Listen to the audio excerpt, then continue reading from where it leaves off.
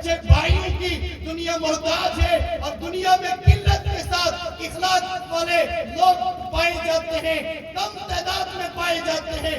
آپ یورپ میں چلے جائیں، آپ افریقہ چلے جائیں، آپ امریکہ چلے جائیں، تو مسلمانوں کی تعداد بڑھتی جا رہی ہے۔ لوگ اللہ کا قرآن پڑھتے ہیں، لوگ صلی اللہ علیہ وسلم کی اس میں کیا حکمت ہے؟ ابو سفیان جب پہاڑی پر چڑھا اور اس نے دیکھا کہ کتنی فوج آئی ہے اور اس نے اندازہ لگایا کہ 10,000 خیمے ہیں اور 10,000 خیموں کا اندازہ یہ لگایا کہ 1,00,000۔ نحمده ونصلي على رسوله الكريم اما بعد اعوذ بالله من الشيطان الرجيم بسم الله الرحمن الرحيم وما أرسلناك إلا رحمة للعالمين وقال الله تبارك وتعالى لقد كان لكم في رسول الله أسوة حسنة وقال الله تبارك وتعالى رضي الله تعالى عنه ورضوا عنه أولئك حزب الله ألا إن حزب الله هم المفلحون صدق الله المولانا العظيم۔ درود شریف پڑھے، اللہم صلی علی محمد وعلی آل محمد کما صلیت علی ابراہیم وعلی آل ابراہیم انک حمید مجید۔ اللہم بارک علی محمد وعلی آل محمد کما بارکت علی ابراہیم وعلی آل ابراہیم انک حمید مجید۔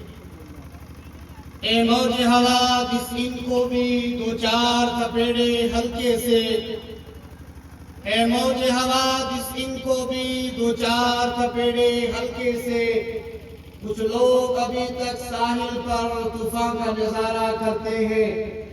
یہ دنیا اہل دنیا کو وسیع معلوم ہوتی ہے، نظر والوں کو یہ اجڑی ہوئی معلوم ہوتی ہے۔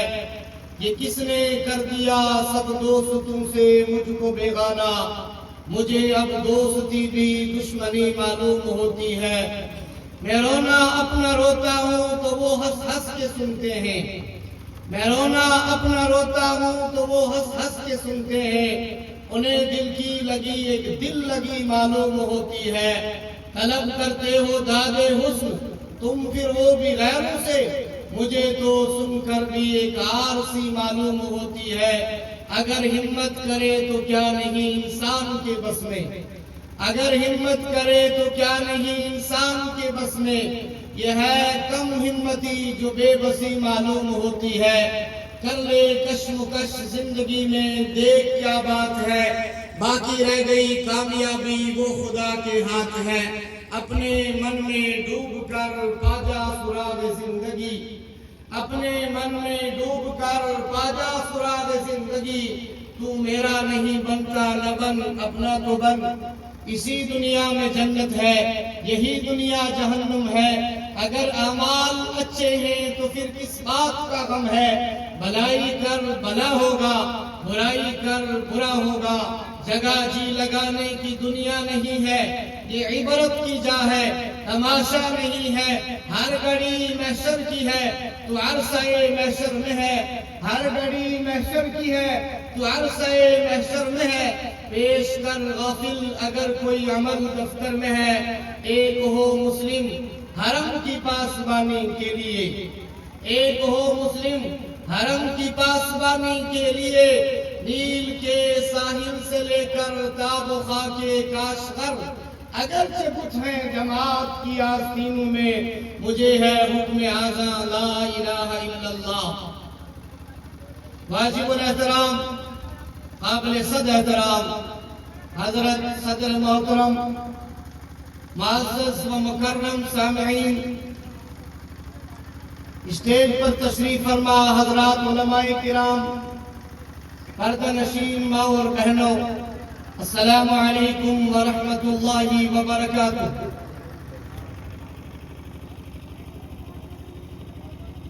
میں اپنی گفتگو میں علماء کرام کو مخاطب نہیں کر رہا ہوں، اس لیے کہ میں خود کو اس کا اہل نہیں سمجھتا کہ میں علماء سے خطاب کروں۔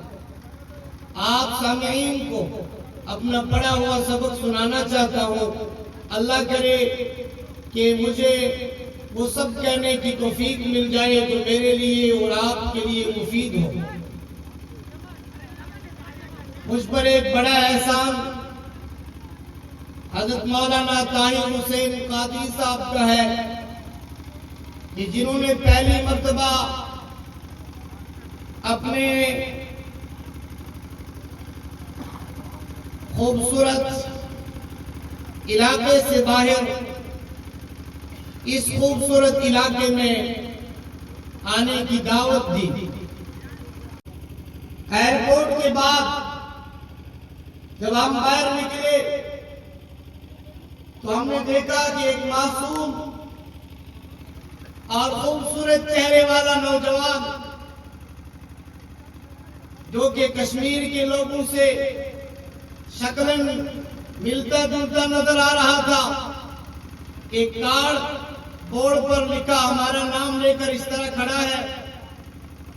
اس نوجوان کے ساتھ ٹیکسی میں بیٹھے، وہ زمزم ہوٹل لے گیا، وہاں کھانا کھلایا، اور اس کے بعد یہاں تک کا سفر اور اس نوجوان کی اخلاق، اس کی تہذیب اور اس کا تمدن اور اس کی سوچ اور اس کا فکر، ہمیں اہل کشمیر کو اس چیز پر فخر ہے کہ ہم بہت زیادہ مہمان نواز ہیں۔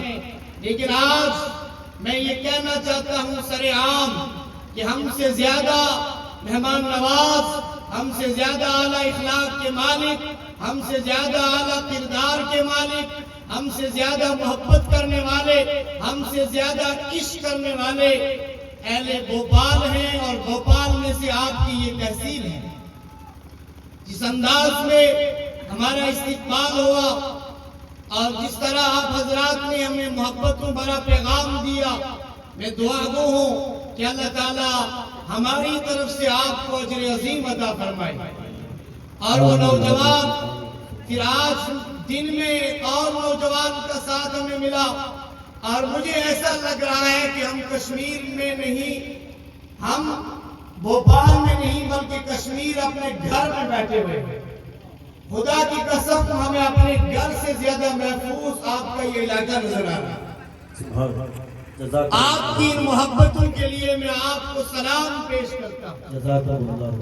اور اس بڑے مجمع میں اگر میں اس نوجوان اور چڑھتی جوانی کا نام نہ لوں تو یہ ناانصافی ہوگی۔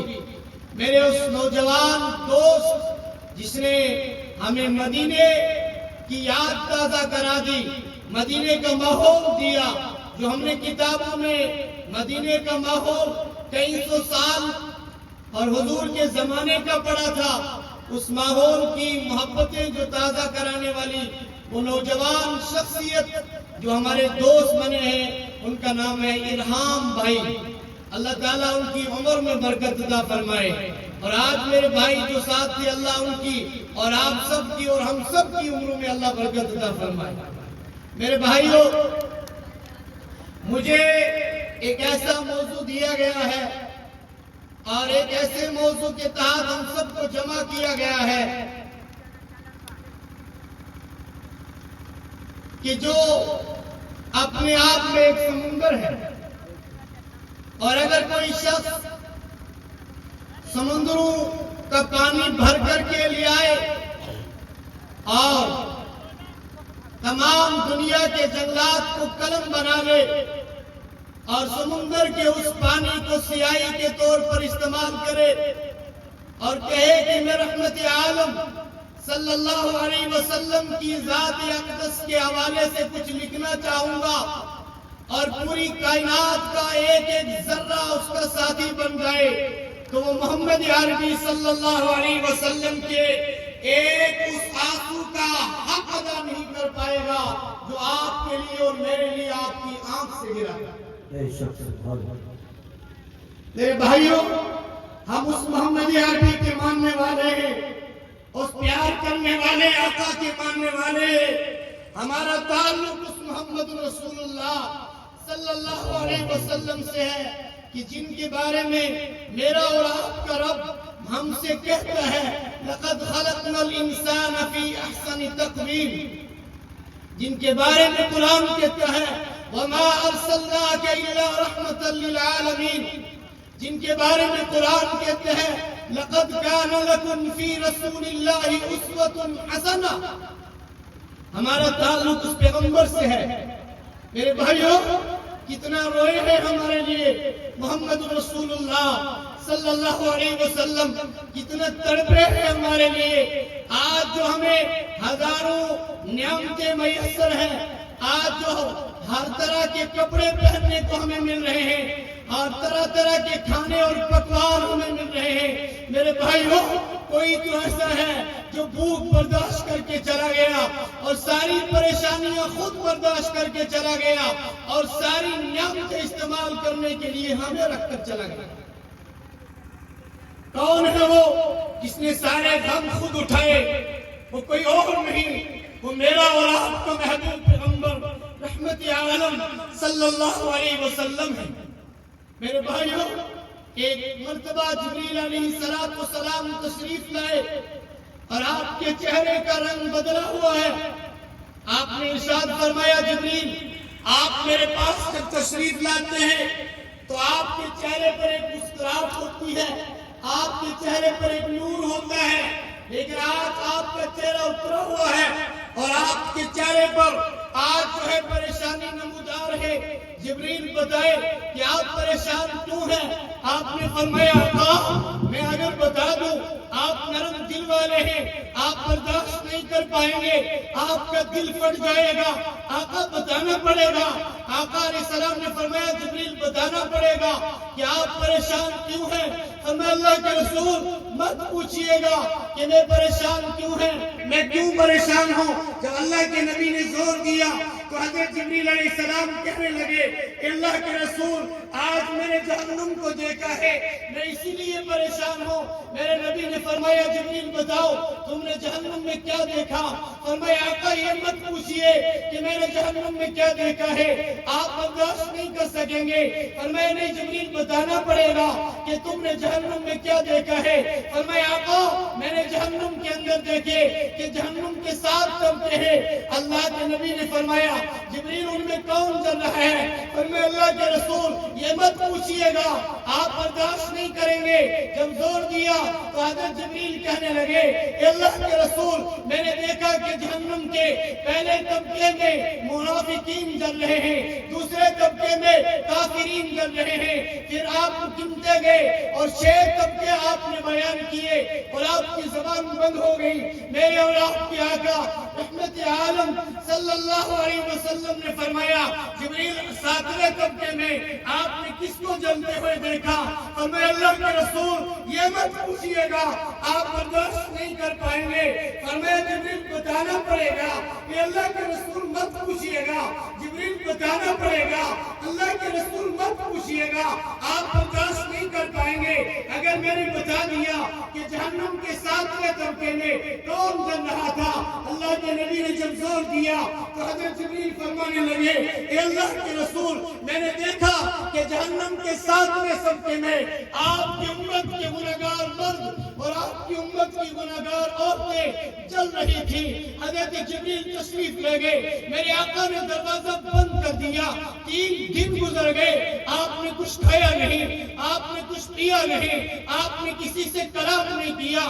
صحابہ جو ایک منٹ آپ کی دوری برداشت نہیں کر سکتے تھے، 1 سیکنڈ کی دوری برداشت نہیں کر سکتے تھے، ان کے سامنے 3 دن کا وقفہ گزر گیا۔ آقا کسی سے کلام نہیں کرتے ہیں، آقا علیہ السلام نے کھانا پینا چھوڑ دیا اور آپ علیہ السلام کے لاڈلے صحابہ بیٹھ کر کے مشورہ کرنے لگے اور پریشانی کا عالم طاری ہے۔ ابو بکر صدیق آئے، عمر بن خطاب آئے اور دوسرے صحابہ آئے، بھائیوں کوئی جا کر معلوم تو کرے ہمارے آقا ہم سے روٹے ہوئے کیوں ہیں، ہم سے الگ کیوں ہے، کچھ کھاتے کیوں نہیں ہے، کس پریشانی میں مبتلا ہے، آقا کو کس نے پریشان کر دیے ہے، کیوں سلام کا جواب تک نہیں دیتے ہیں، ذرا پوچھ کر کے آؤ۔ لوگوں صحابہ نے مشورہ کیا کہ کس کو بھیجا جائے؟ فرمایا ابو بکر کو بھیجو۔ ابو ابو بکر رضی اللہ تعالیٰ عنہ جائیں گے تو اللہ کے نبی جو ہے بتا دیں گے کہ وہ پریشان کیوں ہے۔ میرے بھائیوں، کون ابو بکر؟ میں اور آپ ابو بکر کی عظمت کیا جانے، ہم تو صرف اتنا جانتے ہیں کہ ابو بکر رضی اللہ تعالیٰ عنہ اللہ کے نبی کے بعد سب سے اونچے مقام والے ہیں، لیکن اس سے بھی زیادہ حضرت ابو بکر صدیق کی قربانیاں ہیں جو بیان کرنے اور سننے کے لائق ہے۔ میرے بھائیوں، ابو بکر کیوں بنے ہیں؟ ابو بکر کا مقام کیا ہے؟ آقا علیہ السلام کے پاس جبریل علیہ السلام تشریف لائے اور آپ نے دیکھا جبریل علیہ السلام تشریف فرما ہے اور آپ نے سوال کیا، فرمایا جبریل بتاؤ، انسان کی خواہش ہوتی ہے شادی کر لے، انسان کی خواہش ہوتی ہے مکان بنا لے، انسان کی خواہش میں ہے کہ وہ باغیچہ بنا لے، وہ دنیا کی دولت اور دھن جمع کر لے۔ آپ نوری فرشتے ہیں، آپ کی بھی کوئی خواہش ہے، آپ کی بھی کوئی تمنا ہے، آپ کی تمنا آپ ظاہر کرے۔ جبریل علیہ السلام کہنے لگے کہ اللہ کے رسول، میری تمنا شادی کرنے کی نہیں ہے، اللہ نے اس سے پاک کر دیا ہے، کھانے سے پاک کر دیا ہے، پہننے سے پاک کر دیا ہے، میں نوری فرشتہ ہوں۔ لیکن اللہ کے رسول، جب میں اللہ کے یہاں فرشتوں میں ابو بکر صدیق کا ذکر سنتا ہوں تو میری یہ خواہش ہوتی ہے کاش اللہ نے مجھے جبریل نہ بنایا ہوتا، ابو بکر صدیق بنایا ہوتا۔ میرے بھائیوں، یہ مقام ہے ابو بکر کا۔ صحابہ نے بھیجا، ابو بکر آپ چلے جاؤ اور جا کر کے معلوم کرو کہ اللہ کے نبی ہم سے کلام کیوں نہیں کرتے ہیں، اللہ کے نبی ہم سے بات کیوں نہیں کرتے ہیں۔ ابو بکر تشریف لے گئے، دروازہ کھٹکھٹایا، سلام کیا، آقا علیہ السلام نے جواب نہیں دیا، دروازہ نہیں کھولا۔ ابو بکر روتے ہوئے واپس آ گئے، فرمایا لوگوں، شاید اللہ کے نبی مجھ سے ناراض ہے، اسی لیے دروازہ نہیں کھولا ہے، اب کس کو بھیجا جائے؟ صحابہ نے کہا عثمان غنی کو بھیجو۔ حضرت عثمان کہنے لگے میں چلا جاؤں، شاید دروازہ نہ کھلے، آپ علی سے کہیں، علی جائے گا تو معلوم کر کے آ جائے گا۔ لوگوں نے کہا علی آپ ذرا جا کر معلوم کرو کہ آقا علیہ السلام دروازہ کیوں نہیں کھولتے ہیں اور ناراضگی کس بات کی ہے، ہم سے الگ تھلگ کیوں ہے۔ حضرت علی کہنے لگے لوگوں، اگر میں چلا جاؤں شاید دروازہ نہ کھلے، پھر کس کو بھیجیں؟ فرمایا ایک ہے، اگر وہ چلی گئی تو دروازہ کھل جائے گا۔ علی وہ کون ہے؟ فرمایا وہ وہی ہے جن کے بارے میں آقا علیہ السلام نے فرمایا فاطمہ تو بضعۃ منی، فاطمہ محمد کے جگر کا ٹکڑا ہے، فاطمہ جائے گی تو دروازہ کھل جائے گا۔ علی گئے اور حضرت فاطمہ سے کہا فاطمہ، آپ کے ابا اور ہمارے پیغمبر 3 دن سے ہم سے دور ہیں، کلام نہیں کرتے ہیں، کھانا پینا چھوڑ دیا ہے اور ایک ایسے غم میں مبتلا ہے، ہم جاننا چاہتے ہیں کہ ایسا کون سا غم ہے کہ جس کی وجہ سے آپ نے کھانا پینا چھوڑ دیا، آپ نے کلام چھوڑ دیا۔ حضرت فاطمہ کہنے لگی کہ میں بھی اگر اکیلی چلی جاؤں شاید دروازہ نہ کھلے۔ فرمایا میں اپنے ساتھ حسن حسین کو لے جاتی ہوں۔ میرے بھائیوں، ہم کیا جانتے ہیں کہ حسین کون ہے؟ ہم تو صرف اتنا جانتے ہیں کہ محرم کے مہینے میں کہیں تاری نکال دینی ہو یا حسین کے نام پر کہیں چوراہے پر پانی پلا دینا ہو، ہم سمجھتے ہیں صرف حسینیت اتنی ہے۔ میرے بھائیوں، حسین علیہ السلام کی قربانیاں، حسین علیہ السلام کا حسین علیہ السلام کے گھر کی قربانیاں ہیں کہ جن کی وجہ سے آج مجھے اور آپ کو اللہ نعمتیں دے رہا ہے۔ حضرت حسین رضی اللہ تعالیٰ عنہ کے گھر کا حال یہ ہے، آپ علیہ السلام مسجد نبوی جا رہے ہیں، حسین کے روزے کی آواز آئی، آپ مسجد سے نکلے، فاطمہ کے گھر چلے گئے اور جا کر فرمایا بیٹی فاطمہ، حسین کیوں رو رہا ہے؟ ذرا میرے لاڈلے کو میرے پاس لے کر کے آؤ۔ فرمایا ابا، یہ آپ کا حسین ہے، میں نے اسے نہیں رلایا ہے۔ فرمایا ابا، اس کو اللہ کے نبی نے فرمایا فاطمہ پھر حسین کیوں رو رہا تھا؟ فرمایا ابا، اس کو بھوک نے رلایا ہے، 1 ہفتہ گزر گیا، حسین نے دودھ نہیں پیا ہے، یہ بھوک کی وجہ سے رویا ہے۔ میرے نبی نے حضرت حسین کو ہاتھوں پر اٹھایا اور چہرے کی طرف دیکھا، فرمایا بیٹے حسین، آج تیرا نانا تجھے 1 گھونٹ دودھ تک نہیں پلا سکتا، 1 آدھا کھجور نہیں پلا سکتا، اگر تو 1 ہفتے کا بھوکا اور پیاسا ہے تو نانا کے گھر میں ایک وقت چولہا نہیں جلا۔ اللہ کے نبی نے اپنی مبارک زبان نکالی اور حضرت حسین کے منہ میں ڈال کر فرمایا، بیٹے حسین اپنے نانا کی زبان چوس لو، اللہ اس سے تیرا پیٹ بھر دے گا۔ فاطمہ حسین رضی اللہ تعالیٰ عنہ کو ساتھ لے کے جاتی ہے اور جا کر کے سلام کیا۔ آقا علیہ الصلوۃ والسلام نے دروازہ کھولا، آپ اندر تشریف لے گئی۔ کیا دیکھتی ہے کہ زمین کا وہ ٹکڑا جو ہے آنسو سے تر ہے، گیلا ہو چکا ہے اور آپ کی داڑھی آنسو سے تر ہے، لیکن چہرے پر مسکراہٹ ہے۔ آپ نے فرمایا کہ ابا آپ کو کس چیز نے رلایا ہے، کون سا غم ہے جس کی وجہ سے آپ رو رہے ہیں؟ فرمایا بیٹی فاطمہ مجھے اور کوئی غم نہیں ہے، مجھے اپنی امت کا غم ہے۔ جب مجھے جبریل علیہ السلام نے آ کر کہا کہ آپ کی امت کے گنہگار جہنم کے 7ویں طبقے میں جلیں گے، میں نے 7 سجدہ زمین پر کر دیا، اللہ کے سامنے سر رکھ دیا اور میں دعا مانگنا شروع کر دیا اور میں نے کہا اللہ جب تک میری امت کے بارے میں آپ رحم کا فیصلہ نہیں فرمائیں گے تیرا محمد سر نہیں اٹھائے گا۔ فاطمہ بیٹی آج اللہ نے مجھ تک یہ پیغام پہنچایا ہے کہ محمد صلی اللہ علیہ وسلم اپنی امت سے جا کر کے کہہ دو کہ اگر ان کے پاس گناہوں کے پہاڑ ہوں گے اور ایک مرتبہ اپنے رب سے آ کر کہہ دیں گے اللہ ہمیں معاف کر دے، میں ایسا معاف کروں گا کہ جیسا انہوں نے کبھی گناہ کیا ہی نہیں۔ میں آج اللہ سے اپنی امت کے لیے معافی لے کر کے آیا ہوں۔ میرے بھائیوں ہم کیا جانتے ہیں محمد رسول اللہ صلی اللہ علیہ وسلم کی عظمت کیا ہے؟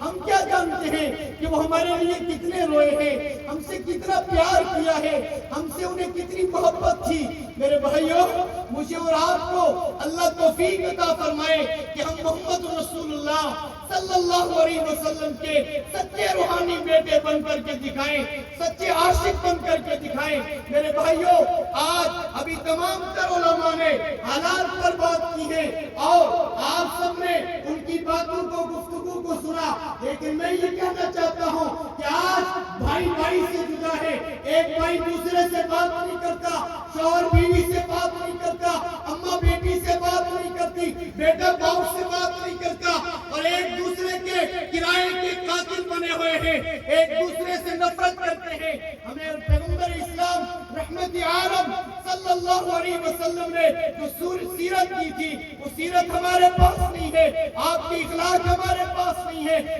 آپ کا کردار ہمارے پاس نہیں ہے، آپ کا اٹھنا اور بیٹھنا ہمارے پاس نہیں ہے۔ میرے بھائیوں جب آپ علیہ السلام مکہ سے ہجرت کر کے مدینہ تشریف لے آئے تو پیچھے آپ کی بیٹی رہ گئی تھی حضرت زینب رضی اللہ تعالی عنہا، اور آپ 1-2 ماہ کے بعد اپنے شوہر سے کہتی ہے جن کا تذکرہ اللہ کے نبی نے کیا، جو بعد میں صحابی بنے اور آپ نے ان کا تذکرہ اچھے الفاظ سے کیا ہے، ان کی تعریف بیان کی ہے۔ حضرت زینب کہنے لگی اپنے شوہر سے کہ دیکھو میرے ابا مدینہ جا چکے ہیں اور مجھے اپنے ابا کی یاد آ رہی ہے، میں چاہتی ہوں کہ آپ مجھے اجازت دے دیں، میں مدینہ جانا چاہتی ہوں، اپنے ابا سے ملنا جانا چاہتی ہوں۔ شوہر نے کہا آپ اسی سے چلی جائیں اور اپنے ابا سے جا کر کے ملاقات کریں۔ اس وقت حضرت زینب جو ہے وہ پریگننٹ تھی، ان کے پیٹ میں ان کے شوہر کا بچہ بن رہا تھا۔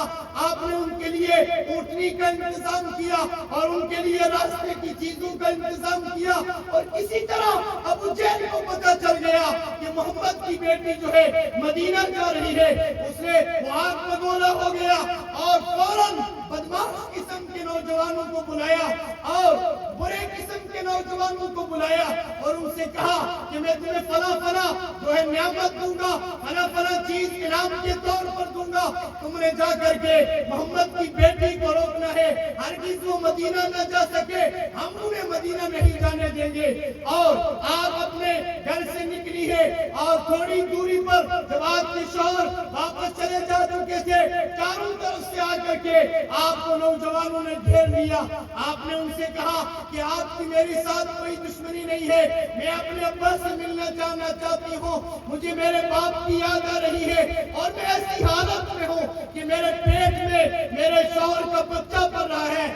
ان حالات میں معذب تہذیب کا کوئی نوجوان, کوئی بزرگ اپنی بہن بیٹی کو تنگ نہیں کرتا ہے. آپ میرا راستہ نہ روکے, یا مجھے گھر واپس چلے جانے دے, یا ابا کے گھر مدینہ مجھے جانے کی اجازت دے دے, لیکن آپ مجھے تنگ نہ کرے. اسی دوران ایک نوجوان اٹھتا ہے اور وہ تیر چلاتا ہے. وہ تیر آ کے حضرت زینب کے پیٹ میں لگتا ہے, اس سے آپ کا پیٹ چاک ہو جاتا ہے, اور وہ بچہ جو ہے وہ زمین پر گر جاتا ہے. اور نہ جانے کن حالات میں آپ جو ہے مدینہ پہنچی, اور 6 ماہ بعد اسی زخم میں آپ کا انتقال ہو گیا. میرے مسلمان بھائیوں, میرے لیے اور آپ کے لیے محمد مصطفیٰ صلی اللہ علیہ وسلم کی سیرت اور آپ کی سنت یہ ہے کہ جب آپ نے 13 سال بعد مکے کو فتح کرنے کا ارادہ